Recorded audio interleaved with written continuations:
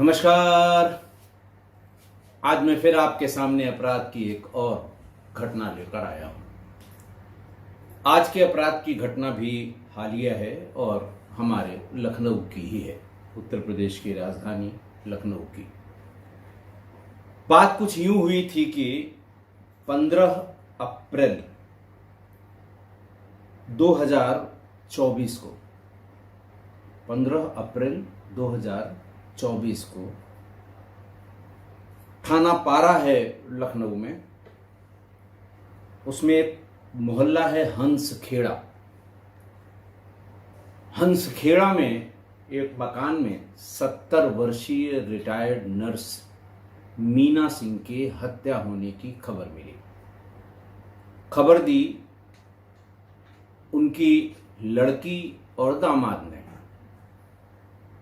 कि साहब हत्या हो गई है और आप लोग तुरंत आ जाइए। आने से पहले लड़की और दामाद दोनों ने पुलिस को खबर कर दी। उन दोनों को बताया था मीना सिंह की किराएदार सरिता दुबे ने। पुलिस आई और ऐसा लगा कि पहले उसे डंडों से मारा गया, फिर उसकी गला दबाकर हत्या कर दी गई। पुलिस ने अपना जो रूटीन का काम है पंचनामा किया। पंचनामा के बाद पोस्टमार्टम के लिए लाश को भेज दिया।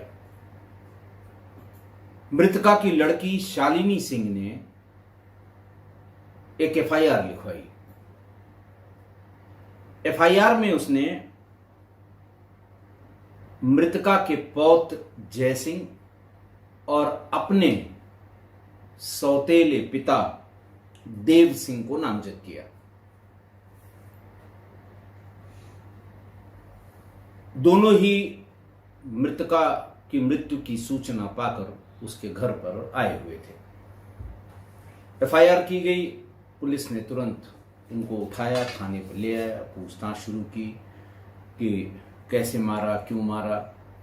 दोनों ने कहा साहब हम यहां थे ही नहीं।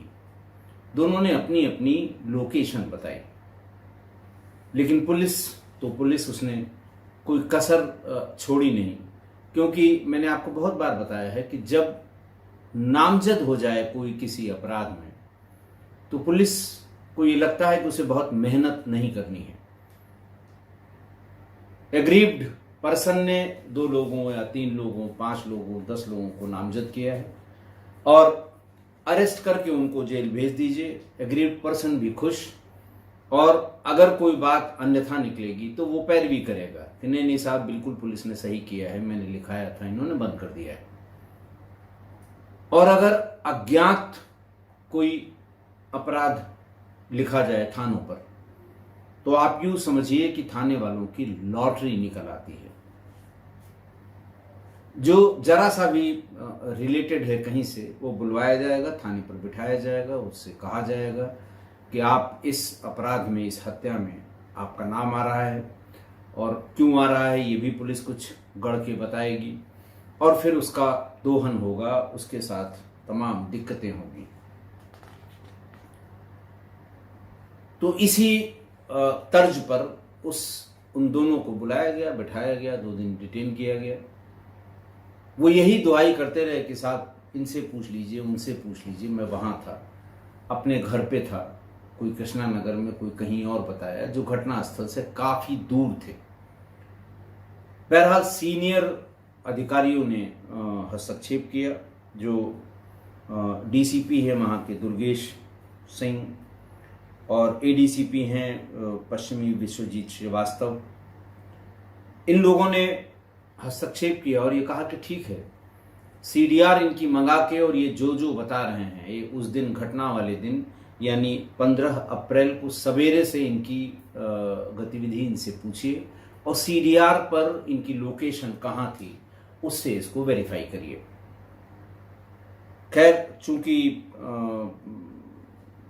वरिष्ठ अधिकारियों ने कहा, यही किया गया। सीडीआर ले आई गई और सीडीआर में इन्होंने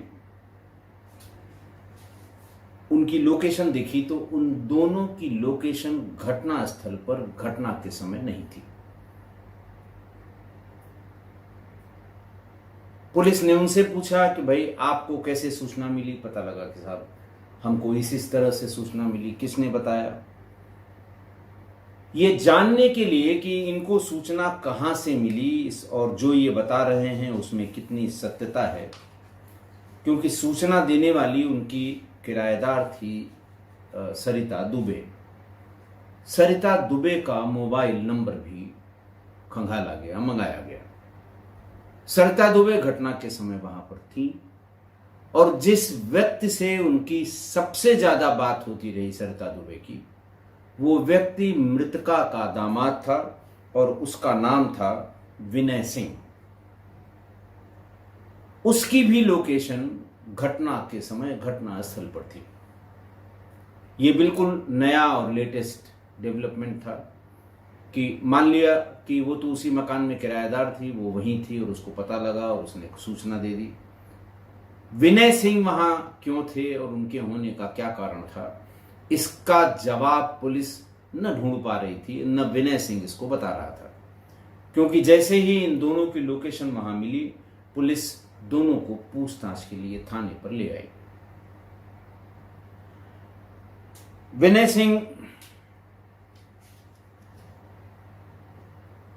से पूछताछ के लिए फिर वरिष्ठ अधिकारी दुर्गेश कुमार और एडीसीपी विश्वजीत श्रीवास्तव ये दोनों पहुंचे, उनसे बातचीत की। पूछताछ में जो इनिशियल जानकारी मांगी जाती है या पूछी जाती है और वो बताता है, वो तो बिल्कुल ठीक ठाक बताया दामाद विनय सिंह ने, लेकिन आगे की जानकारी में वो गड़बड़ा गया। अपने ही बयानों में वहां थे तो वहां से वहां कितने बजे पहुंचे, वहां से वहां कितने बजे पहुंचे, कितने बजे तुमको सूचना मिली और कितने बजे तुम मौके पर पहुंच गए, इन सवालों में वो गड़बड़ हो गया। पुलिस को समझने में बिल्कुल देर नहीं लगी कि झोल यहीं कहीं पर है। विनय सिंह की फिर थोड़ी बहुत खातेदारी हुई, विशिष्ट श्रेणी की पूछताछ हुई। थोड़ी देर में उसने सब बता दिया और ये बताया कि हमने और वो किरायादार, जो किराएदार थी सरिता दुबे, इन दोनों ने मिलकर उस मीना सिंह की, उस बुजुर्गवार की हत्या कर दी थी। कारण पूछने पर बताया गया कि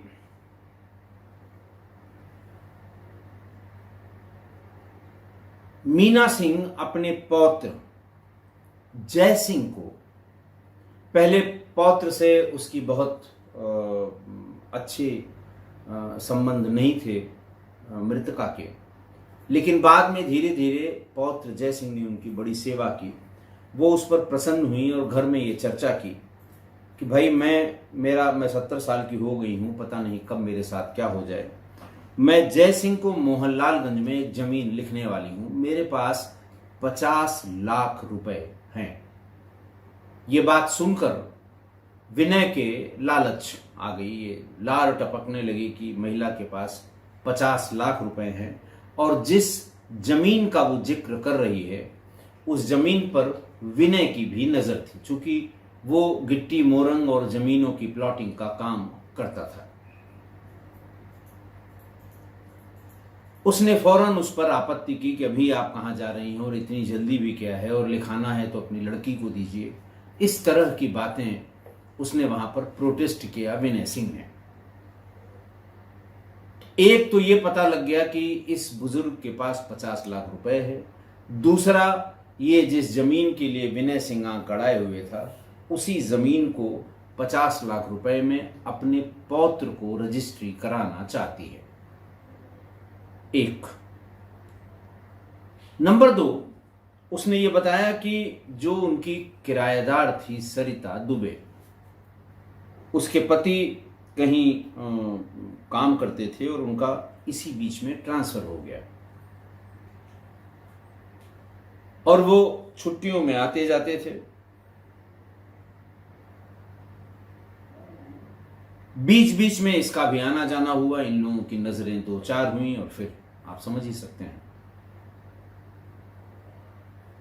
शालिनी उससे सरिता दुबे से मिलने के लिए, बार बार वहां जाने के लिए विनय सिंह ने एक और शातिराना हरकत की कि अपने बच्चों को ये कह के कि आज मैं फलां काम पे जा रहा हूँ, और पत्नी यानी शालिनी सिंह वो त्रिवेदीगंज में सीएचसी पर सुबह वो वहाँ तैनात थी। सीएचसी जाने के लिए वो सुबह निकल जाती थी, शाम को देर से आती थी।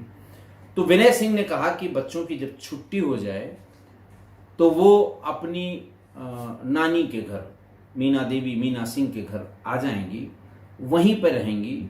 मैं या शालिनी यानी बच्चों की माँ जब अपनी ड्यूटी से वापस आएंगे तो उनको अपने घर ले जाएंगे। सरिता दुबे अकेले रह रही थी, और इस बहाने से कि वो स्कूल से आया कि नहीं आया, खाना खाया कि नहीं खाया, होमवर्क क्या मिला है, होमवर्क कर रहा है कि नहीं कर रहा है, इस बहाने वो दिन में 2-4 बार आने लगे, और आते ही वो सरिता दुबे के पास जाने लगे। मृतका मीना सिंह 70 वर्ष की थी, लेकिन बड़ी दुनिया देखी थी, स्टाफ नर्स थी, आप समझ ही सकते हैं। मीना सिंह को उसके इस आवागमन पर शक हुआ। बोली कुछ नहीं, लेकिन एक दिन उसने दोनों को रंगे हाथों पकड़ लिया। अति आपत्तिजनक स्थिति में दोनों उसको मिल गए। दोनों से बहुत नाराजगी व्यक्त की, डांटा, फटकारा, दामाद को और डांटा, और उसने कहा कि फौरन आप बच्चों को ले जाइए और आप भी यहां से जाइए। सरिता दुबे के पति से बात की कि भाई हमारा घर तुरंत खाली कर दीजिए। वो गिड़गिड़ाया कि नहीं, थोड़ा समय दीजिए। तो 1 महीने का समय दिया गया कि 1 महीने के भीतर आप ये घर खाली कर दीजिए, हमारा परिवार खराब हो रहा है, और ऐसे ऐसे हमारा दामाद यहाँ पर आया है। और अपनी बेटी को भी ये बात शालिनी को फोन करके मीना देवी ने बता दी। शालिनी फौरन त्रिवेदीगंज से भाग के आई। पति को उन्होंने डांटा और झगड़ा किया, बहुत झगड़ा किया, और मां की बातों को सपोर्ट किया। खैर, जब इतनी बात हो गई तो सरिता दुबे और विनय सिंह के मन में पाप आ गया 3 कारणों से। एक, कि इस बुढ़िया के पास 50 लाख रुपए हैं, किस अकाउंट में हैं या नगद रखी हुई है, ये सब जानने की उन्होंने कोशिश की, लेकिन उन्हें पता नहीं लगा। पहला तो ये कि ये 50 लाख हैं। दूसरा ये कि अगर ये जिंदा रहेगी तो 1 महीने में सरिता को ये मकान खाली करना होगा। पता नहीं कहाँ मकान मिले और कहाँ हम वहाँ पहुँच पाएँ न पहुँच पाएँ। वो दर्द जो फुर्सी कर रहे थे दोनों लोग, सरिता और वो, एक कारण वो भी हुआ। और तीसरा कि इसका अपने पौत्र से बहुत लगाव हो गया है। ये सब पैसा उसी को देना चाहती है, जमीन लिख देना चाहती है, इसलिए पौत्र को भी ऐसी जगह फंसाया जाए कि वो इस काबिल न रहे कि उसकी नजर अपनी नानी के पैसे या जमीन पर आए। तीनों ने अच्छे से प्लान किया। फिर ये कहा कि घर में हर कमरे में इस बुजुर्ग महिला ने सीसीटीवी लगा रखी है। कमरों के भीतर नहीं, जैसे अपनी बेटी दामाद में नहीं, ऊपर किराएदार के कमरे में नहीं, लेकिन गैलरी में, बाहर, गेट के पास, इन सब जगह सीसीटीवी कैमरे लगे हुए थे। दोनों ने कहा कि सीसीटीवी कैमरे अगर लगे रहेंगे, पुलिस तुरंत सीसीटीवी फुटेज देखेगी और पकड़ लेगी। लिहाजा 1 दिन पहले ही उसका डीवीआर निकाल लिया। डीवीआर जहां रखा गया था वहां पर एक खाली डिब्बा रखकर उसके ऊपर एक कपड़ा डाल दिया कि आते जाते अगर बुजुर्ग की नजर भी पड़े तो उसे ये न लगे कि यहां से डीवीआर हटाया गया है, क्योंकि कैमरे सब अपनी जगह इंटैक्ट थे। और आपके घर में भी अगर कैमरे बहुत लगे हुए हैं तो आप कैमरों पे नजर रखते हैं कि कैमरा हटा तो नहीं, कैमरे की डायरेक्शन चेंज तो नहीं हुई। लेकिन डीवीआर जहां आप छिपा के रखते हैं वहां पड़ा रहता है, बहुत ज्यादा उसकी फिक्र लोग नहीं करते। और इसी का फायदा उठाकर घटना के 1 दिन पहले यानी 14 अप्रैल को डीवीआर निकालकर घर में ही जो स्टोर था, स्टोर में नीचे छिपा कर रख दिया। दामाद विनय सिंह 3-4 बार आते ही थे। वो आए और फ़ोन करके ये बताया कि बच्चे हैं, उनका हैं, पढ़ रहे हैं।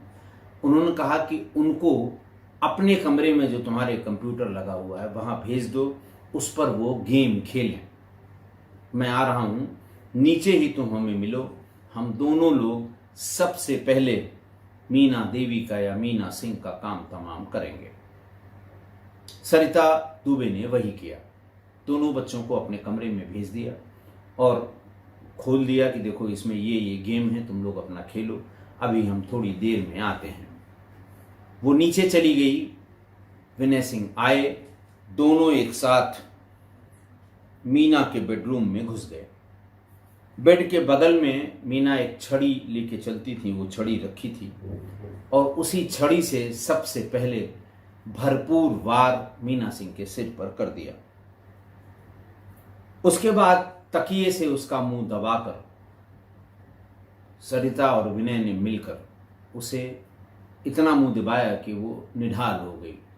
फिर भी उसकी समझ में नहीं आया या कम आया कि पता नहीं मरी कि नहीं मरी, तो उसके गर्दन को कस दिया। उसके बाद मीना का मोबाइल भी विनय ने अपने पास रख लिया, ऑफ करके रख लिया और दरवाजे में इंटरलॉक लगाकर विनय कृष्णा नगर के अपने मकान पर चला गया, जहां वो अपनी पत्नी के साथ रहता था। और ये इंस्ट्रक्शन दे गया सरिता दुबे को कि तुम मुझको और शालिनी दोनों को फोन करना, पुलिस यही पूछेगी और यही सीडीआर में ढूंढने की कोशिश करेगी। उसके घर पहुंचते ही फौरन सरिता ने विनय को भी फोन किया और उसकी पत्नी शालिनी को भी फोन किया। विनय जब पहुंचा, भाग कर तुरंत पहुंचा, तो नाटक करते हुए लॉक तोड़कर भीतर घुसा और ये सूचना अपनी पत्नी को दी कि जल्दी आ जाओ, किसी ने मार दिया है। मैंने पहले ही बताया कि पुलिस ने जय सिंह और देव सिंह के मोबाइल को खंगाला तो उनकी लोकेशन घटना स्थल पर घटना वाले दिन नहीं थी और सरिता और विनय दोनों की उस दिन थी। फिर सरिता और विनय के मोबाइल पुलिस ने कब्जे में लिए और उसको अच्छी तरह खंगाला तो उसमें 2 आपत्तिजनक फोटोग्राफ मिल गए। तमाम रिकॉर्डिंग सेव थी। कई घंटे पुलिस को उन रिकॉर्डिंग्स को सुनने में लगा, जिनमें से एक रिकॉर्डिंग में मीना देवी की हत्या की प्लानिंग की बात भी विनय सरिता दुबे से कर रहा है और इन्हीं रिकॉर्डिंग्स की बिना पे यही सुनाने पर ये दोनों ही टूट गए और अपनी बात उन्होंने बताई। मीना सिंह हंसखेड़ा वाले अपने घर में, सुल्तानपुर के चांद सफीपुर के रहने वाले विनय और अपनी बेटी शालिनी के साथ रहती थी। हालांकि उसका अपना भी मकान था, लेकिन चूंकि वो अकेली थी इसलिए शालिनी को और विनय को अपने यहाँ ही रखा था। शालिनी विनय चूंकि काम उसका करता था, गिट्टी मोरम और ये जो प्लॉटिंग का, इसलिए अपने मकान में ही इसने ऑफिस खोल रखा था। ज़्यादातर समय में वो वहीं पर रहता था और मकान की पहली मंजिल पर सुल्तानपुर के वल्दीराज बल्लीपुर की निवासी सरिता दुबे अपने पति के साथ किराए पर रहती थी। सरिता के पति का दूसरे जिले में तबादला हो गया और पुलिस ने बताया कि इस बीच में जय सिंह भी उसके यहाँ आने लगा, क्योंकि जय सिंह की अपनी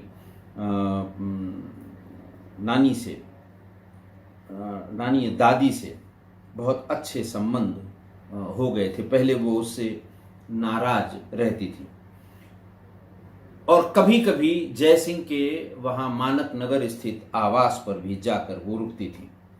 और इसी बीच जब उसने उसको कुछ संपत्ति देने का फैसला किया तो विनय ने इसका भरपूर विरोध किया और तभी ये तय किया कि इस महिला को अगर नहीं हटा दिया जाएगा रास्ते से तो ये ज़मीन भी लिख देगी और सरिता से मेरा मिलना जुलना भी बंद हो जाएगा। बहरहाल दोनों को गिरफ्तार करके जेल भेज दिया गया। आज की घटना। आज की घटना में जो हत्या के 3 कारण मैं हमेशा आपको बताता हूं, जो हमारे पुलिस के पुराने बुजुर्गों ने और पुलिस की जो अपनी शैली है काम करने की। पुलिस जब भी किसी हत्या का कारण ढूंढती है तो सबसे पहले उसमें जर, जुर्म और जमीन का कारण ढूंढती है।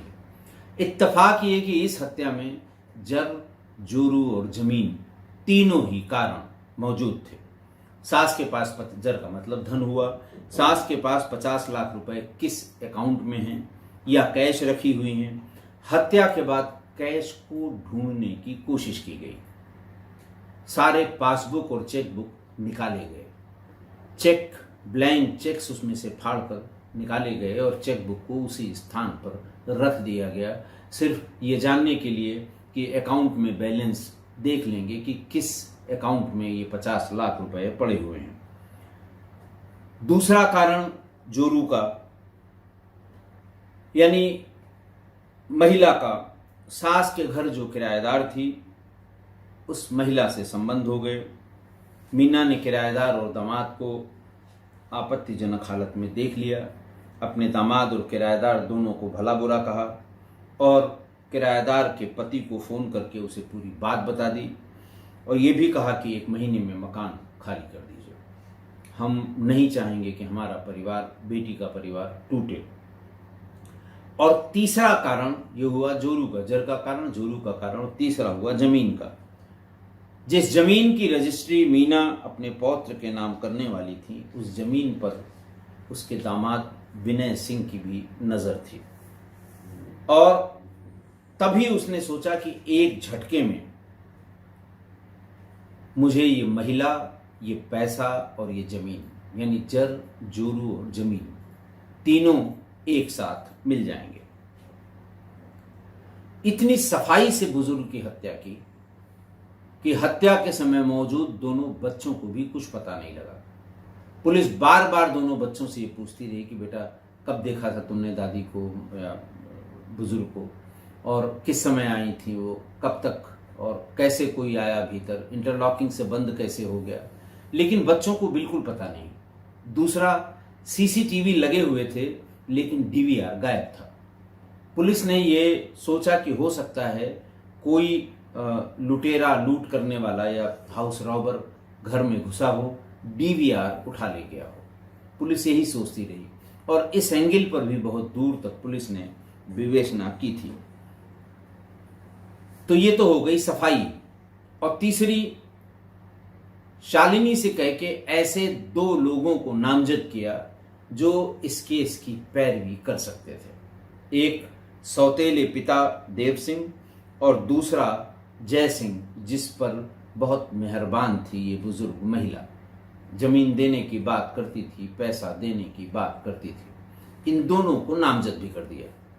मृतका की बेटी ने नामजद किया, कोई क्वेश्चन नहीं कर सकता, पकड़ के आ भी गए। और बहुत ज़्यादा अगर लोगों ने इंटरेस्ट न लिया होता तो ये जेल भी चले जाते और इस हत्या का राज कभी भी न खुलता। लेकिन जिन पर हत्या का आरोप लगाया गया या जिनको नामजद किया गया, उनके मोबाइल फोन, और जिन्होंने ये हत्या की साजिश की और हत्या की, उनके मोबाइल फोन, इन दोनों के मोबाइल फोन ने हत्या का राज ही खोल दिया और सच सच बता दिया कि दरअसल किसने हत्या की है। सीडीआर की वो बात अगर न पता लगी होती तो बहुत मुश्किल था सच्चाई तक पहुंचना। पुलिस का तो बहुत आसान हो गया था काम, नामजद को जेल भेज के चार्जशीट लगा देते, कोर्ट में जाइए साबित करिए हम थे कि नहीं थे। इसलिए इस इलेक्ट्रॉनिक युग में बहुत ज्यादा चालाकी करने वाला चाहे जितनी चालाकी कर ले, लेकिन मोबाइल देवता की अगर टेढ़ी नजर है तो वह अपने फंदे में फंसा ही लेता है, जैसा इसमें हुआ। इसलिए क्यों ऐसा काम करे जिसमें पकड़ा भी जाए, जेल भी जाए और फजीहत भी हो। आशा है आप मेरी इस बात से सहमत होंगे। आज के लिए इतना ही। बहुत बहुत धन्यवाद।